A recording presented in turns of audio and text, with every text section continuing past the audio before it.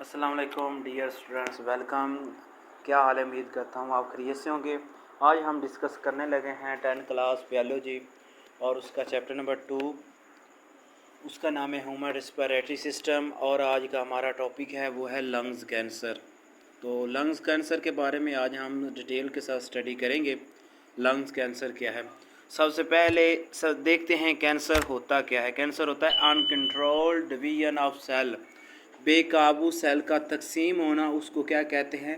Cancer. For example यहाँ पे क्या चीज़ चाहिए है? 2 सेल चाहिए। क्या चाहिए?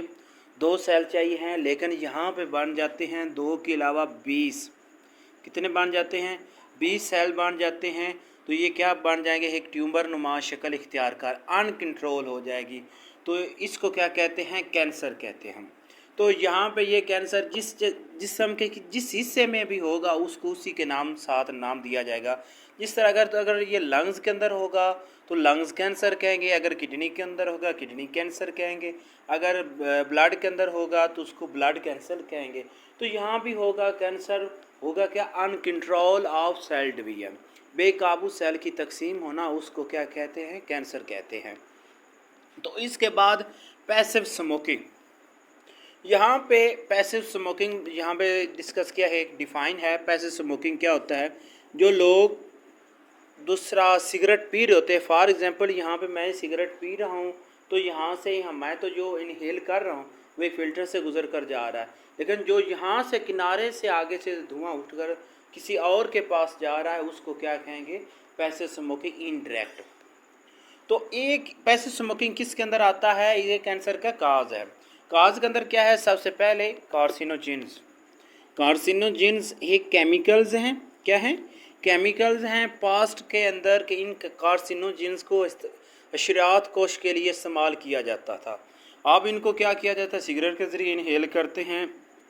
ब्लड कैंसर, दूसरा लंग्स कैंसर के सबब आयोनाइजेशन, आयन जो ऐसी कोई चीज़ जो आयोनाइजेशन आयंस प्रोड्यूस करती है उसके ज़रिए, तंबाकू के ज़रिए, और किसके ज़रिए? वायरल के ज़रिए, वायरस के ज़रिए भी हो सकता है।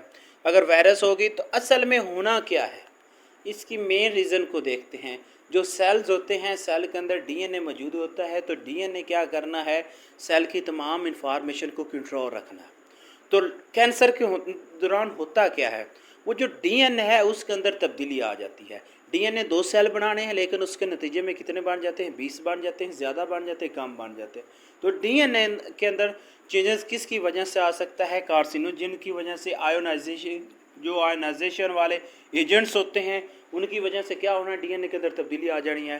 तंबाकू की वजह से और वायरस की वजह से। वायरस भी क्या करती है? सबसे पहले डीएनए को, मशीनरी को कंट्रोल करती है।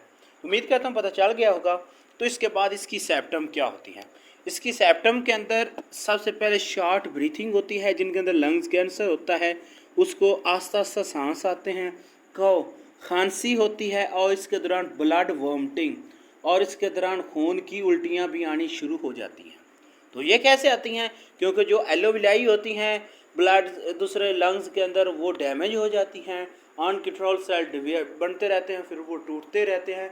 जब उन ज़्यादा टूटते हैं तो वो म्यूकस के साथ बाहर आ जाते हैं। उनके अंदर क्या करते हैं? वो थ्रू म्यूकस के साथ ब्लड वॉमिटिंग, ये इनके साथ ये होना शुरू हो जाती है। तो इसके बाद क्या है? Weight loss.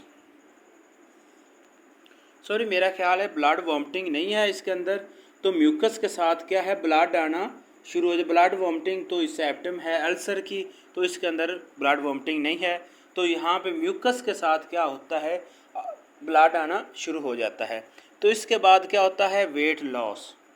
तो उस मरीज़ का क्या होता है? वेट लॉस होना शुरू हो जाता है, वेट गिरता जाता है। तो अब इसका इलाज क्या है? ट्रीटमेंट इसका क्या है? ट्रीटमेंट है इसका सर्जरी। अगर तो किसी एक्सटर्नल पार्ट के अंदर मौजूद हो जहाँ से सर्जरी करके हम रिमूव कर सकते हो तो उसको सर्जरी के ज़रिए रिमूव कर देते हैं। अदरवाइज़ केमियोथेरापी, जिसके अंदर ख़ास किस्म के केमिकल्स होते हैं, उन्होंने क्या करना है? उन सेल की जो डिवीजन है उनको रोकना होता है, उनको ख़त्म करना। तो केमियोथेरापी के अंदर वो उन्हीं सेल को जाकर टारगेट करते हैं। और आयोनाइजिंग थेरापी, जिसके अंदर वो आयोनाइजिंग दूसरा एजेंट्स को भेजते हैं और उनको अनकंट्रोल सेल डिवीजन को रोक देते हैं। तो ये था इसके बारे में स्टडी। और इसके बाद है अफेक्ट कौन कौन से हैं लंग्स कैंसर के, उनको हम देखते हैं। यहाँ पे कैंसर के बारे में पढ़ा, उसके पैसे स्मोकिंग के बारे में पढ़ा, और उसके बाद क्या पढ़ा है दूसरा, इसके जो काज सिम्टम ट्रीटमेंट्स होते हैं इनको स्टडी किया। तो अब इसके बाद क्या है इफेक्ट ऑफ कैंसर, कैंसर के अफेक्ट क्या है। जो कैंसर है ये हमारे सर से लेकर पाँव तक तो पूरे जिस्म के ऊपर इफेक्ट करता है। इसके अंदर तकरीबन 400 से ज़्यादा, कितने 400 से ज़्यादा केमिकल्स इसके अंदर मौजूद होते हैं। सॉरी 4000 से ज़्यादा इसके अंदर केमिकल्स होते हैं। और इसके अंदर कितने 69 कितने कार्सिनोजेंस मौजूद होते हैं। कार्सिनोजेंस ये क्या करते हैं, ये बहुत ज़्यादा दूसरा लंग्स कैंसर का सबब बनते हैं। और क्या चीज़ इसके अंदर मौजूद होती है, और मौजूद होती है इसके अंदर जो स्मोकिंग होती है उसके अंदर टार मौजूद होती है, बेंजीन मौजूद होती है, अमोनिया मौजूद होती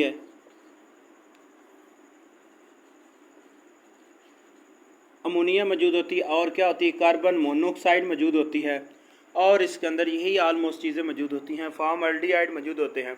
इसके अंदर हम सबसे पहले इनको देखते हैं। टार क्या है, टार एक सॉलिड पार्टिकल होते हैं। क्या होते हैं, सॉलिड पार्टिकल होते हैं। जब इनको इनहेल किया जाता है तो हमारे लंग्स के अंदर जाते हैं, वहाँ पे आयोनाइजेशन जो हमारे लंग्स को डैमेज करना शुरू कर देते हैं। सॉलिड पार्टिकल होते हैं।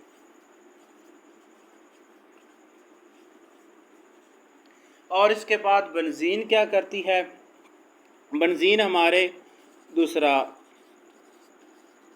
ये भी ब्लड के अंदर जाने के बाद क्या करती है, वहाँ पे ल्यूकेमिया सेल के अंदर जो सेल्स होते हैं हमारे ब्लड के, उनके अंदर हीमोग्लोबिन को डिस्टर्ब करती है। वो हीमोग्लोबिन क्या करती है, मुकम्मल तौर पर हमारे जिस्म के अंदर ऑक्सीजन प्रोवाइड नहीं कर सकती। और अमोनिया क्या करती है, अमोनिया पे जब गैस एक दूसरे के साथ रिएक्ट करते हैं तो क्या करती है, अमोनिया प्रोड्यूस होती है। कार्बन मोनोऑक्साइड का प्रोड्यूस होती है। कार्बन मोनोऑक्साइड जब सिगरेट का धुआं एंड पे जलता है उस दौरान क्या होती है, कार्बन मोनोऑक्साइड बनती है। तो कार्बन मोनोऑक्साइड हमारे ब्रेन को भी डैमेज करती है, हमारे लंग्स को, और हमारे जो ब्लड होता है उसको भी।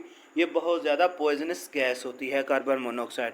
और यहाँ पे कार्सिनोजिन की बात करें, ये सबसे पहले था। तो कार्सिनोजिन हमारे ब्रेन को भी डैमेज करती है, और किसको, हमारे ब्लड के अंदर तमाम पार्ट्स को डैमेज करती है। यहाँ पे अब बात की गई है इसके शुरू में कि ये जिस्म के अंदर, बाकी पूरे मैंने बात की थी पूरे जिस्म को किस तरह ये इफ़ेक्ट करती है। ये तमाम जिस्म के अंदर कैंसर का सबब बन सकती है। फॉर एग्जांपल आप लोग देखें, जहाँ पे स्मोकिंग को इनहेल किया, इनहेल करने के बाद हमारे लंग्स के अंदर जाएगी। लंग्स में जाने के बाद क्या करेंगे, वहाँ से एलोविलाई के अंदर, ब्लड के अंदर चले जाएंगे। निकोटीन और जो भी कार्सिनोजेंस वही ये हमारे ब्लड के अंदर चलेगी। जब ब्लड के अंदर जाएंगे वही ब्लड किडनी के पास जाएगा, तो किडनी के अंदर भी ये डैमेज काज करेगा, वहाँ भी कैंसर का सबब बनेगा।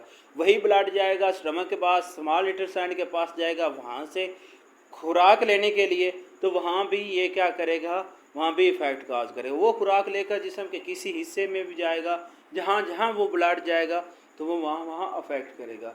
इसलिए ये स्मोकिंग क्या है, ये सेहत के लिए बहुत ज़्यादा बुरा असर रखती है। और ये आलमी दूसरा ऑर्गेनाइजेशन के मुताबिक बहुत ज़्यादा जो अमवात होती हैं वो लंग्स कैंसर की वजह से होती हैं, क्योंकि ये है ही टोटली जहर जो पॉइजनस इनहेल की जाती है। तो इसके बाद चंद नौजवान क्या करते हैं, इसकी निस्बत, स्मोकिंग की निस्बत एक मुतबादल रास्ता इख्तियार कर लेते हैं। ये कहते हैं उसका नहीं होता, वो क्या होती, वेपिंग। वेपिंग के अंदर क्या होते हैं, कुछ फ्लेवर उन्होंने ऐड किए होते हैं, कार्सिनोजेंस, निकोटीन ऐड की होती है। क्या की होती है, फ्लेवर ऐड किए होते हैं, निकोटीन ऐड की होती है, और चीज़ें ऐड की हो जाती हैं वो लिक्विड के अंदर। वो लिक्विड फार्म में वो क्या करते हैं, हासिल करते हैं। तो उस दौरान क्या होता है, वो जिस्म में जाने के बाद ब्लड कैंसर, दूसरा ब्लड प्रेशर, हाइपरटेंशन, इसका ज़्यादा दूसरा मसला क्रिएट करता है ये सबसे ज़्यादा वेपिंग जो है। तो ये निकोटीन, ये लोग इसके आदी क्यों हैं। यहाँ पे क्वेश्चन है अभी, जो स्मोकिंग करते हैं या वेपिंग करते हैं वो इसके आदि क्यों? क्योंकि इसके अंदर होती है सबसे ज़्यादा निकोटीन होती है। क्या होती है? निकोटीन होता है। निकोटीन के अंदर ये सलाहियत होती है ये आदि बनाने का। क्या होती है?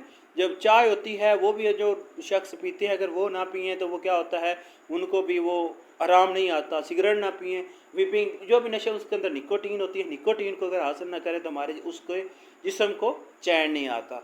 तो आज के लिए यही था।